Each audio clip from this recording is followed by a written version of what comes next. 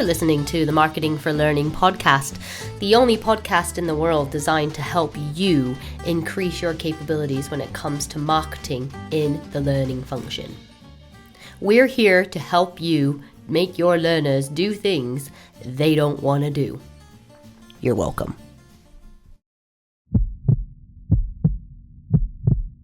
Hi guys, and welcome back to the Marketing for Learning podcast.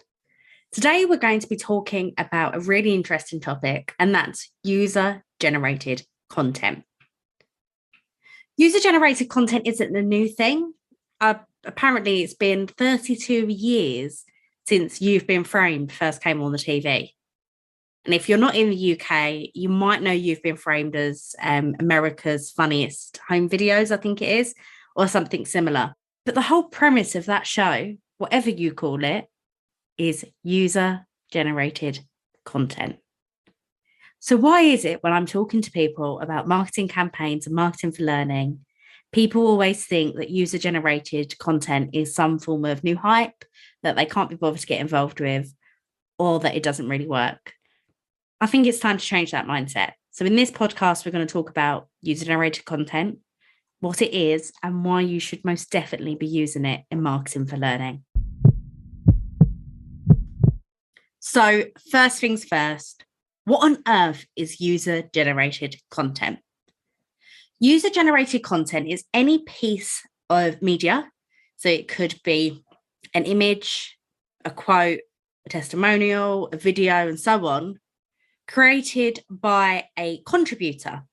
So in this case, we're thinking a contributor is somebody outside your organization or your company. So it could be your followers. It could be your fans. It could be your customers or your clients.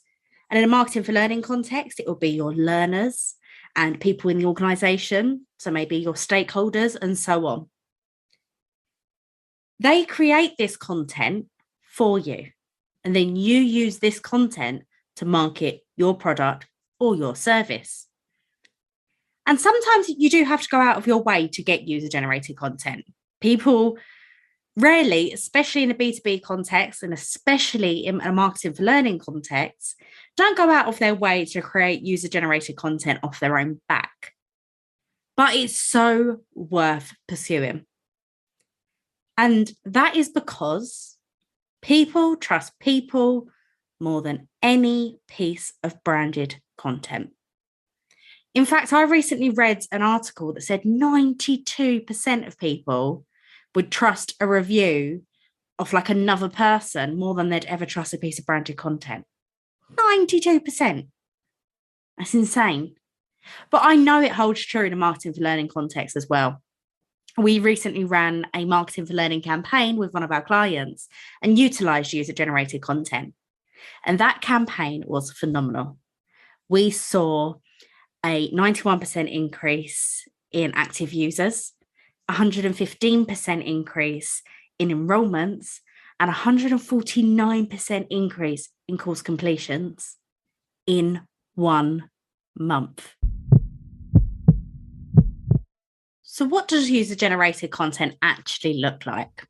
We said it's a piece of media created by a contributor. But what does that look like in reality? Well, I'd bet my bottom dollar that each and every single one of you have seen a piece of user-generated content at some point or another.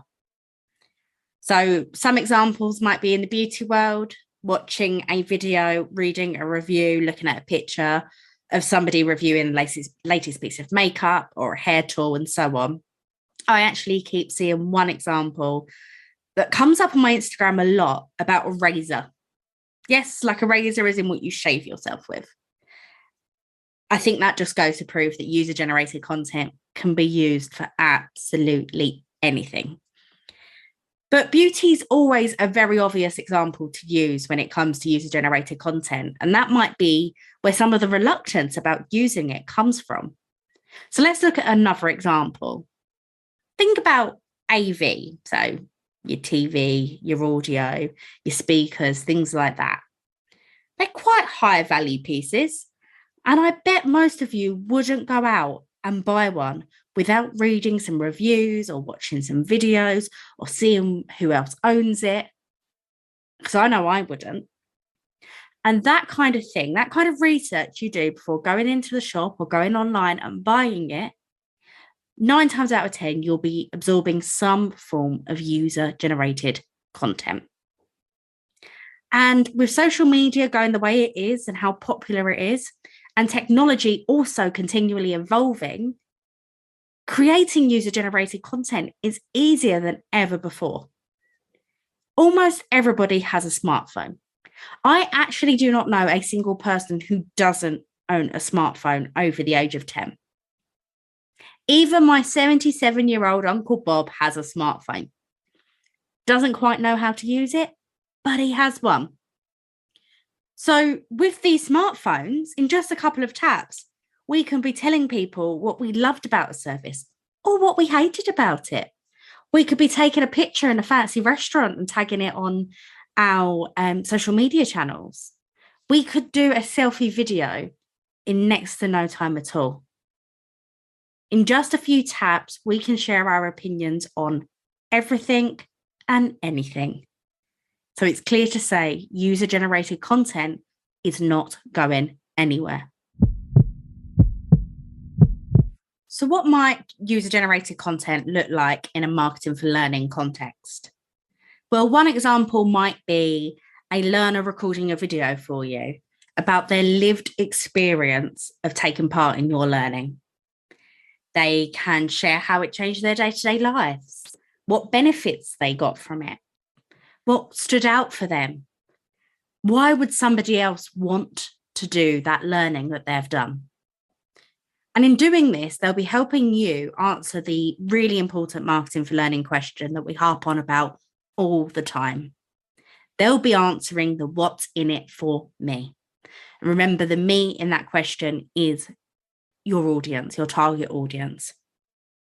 This piece of user-generated content will answer that and will help your target audience understand why they should get involved.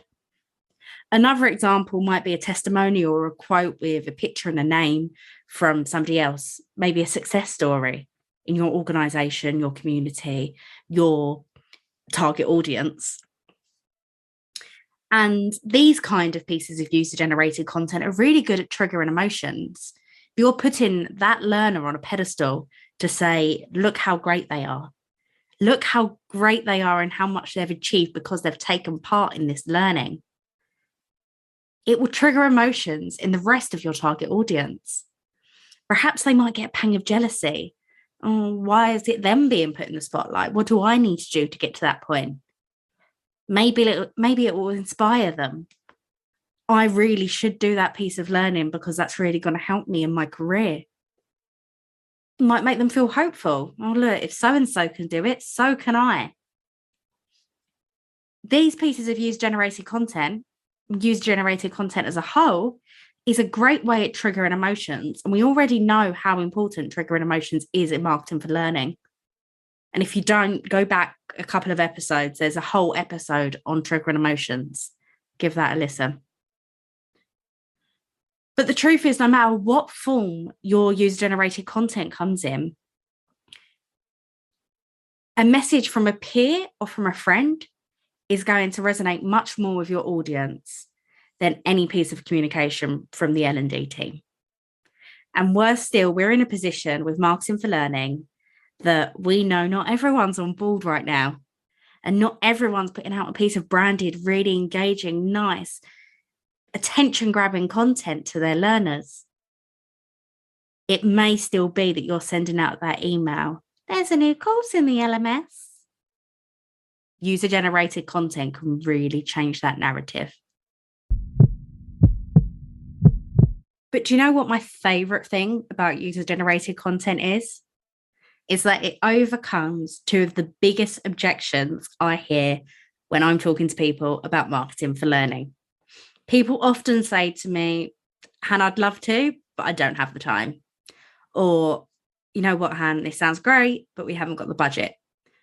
Well, using user-generated content as part of your marketing for learning campaign strategy is not only really easy to do, it doesn't use up any or much of your time, because the users will be creating the content for you, it's also really cost effective. It's, for all intents and purposes, completely free. Because as I've mentioned earlier on, everyone has a smartphone.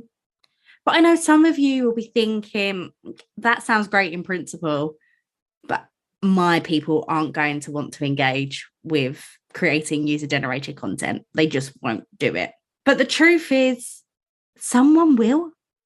You might have to ask 20 or 30 people before you get a yes, but somebody in your cohort, whether that's in your organization or maybe it's a target audience externally, somebody there would want to get involved with user-generated content. Of course, you can incentivize them, which makes more people want to get involved, but somebody will want to get involved. But it's really important that you don't just focus on video content, which is really easy to do, because when you think about somebody creating a piece of content for you in today's day and age, you instantly think of a video.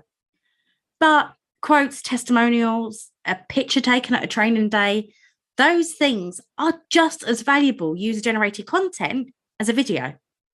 So don't write off one of your success stories or somebody that wants to get involved just because they don't want to sit in front of a camera. You can still get them involved and they can still create user-generated content for you, just in a different form. It's just as valuable and it can help you amplify your marketing message just as well. But also it's important to remember that herd mentality exists, especially when it comes to things like this. Some people don't want to be the first. They don't want to be the first to create a video, because what if everyone's like, why are you doing that? How silly. But once a few people get involved, their confidence goes up and they're like, you know what, actually, I know what you want from me now. I can do it. So make sure you bear these people in mind as your marketing for learning journey continues and you start to gather more and more user-generated content, because they might have been reluctant at the beginning, but they may have changed their mind now. And it will really help you grow and amplify your marketing message throughout your target audience. So thank you so much for joining me on today's podcast, guys. I really hope you found it useful. And I really hope you agree now that user-generated content is a really great tool to use in marketing for learning campaigns. And I really hope to see some of you implementing that in the near future. As always, if you do have any questions or comments on anything I've said and discussed today, please feel free to message me on LinkedIn. I love having a chit chat with you guys. And if there's any particular topics you want us to cover on the podcast, let me know as well. We've got a very, very long list, but we're always happy to add to it. See you on the next podcast, guys.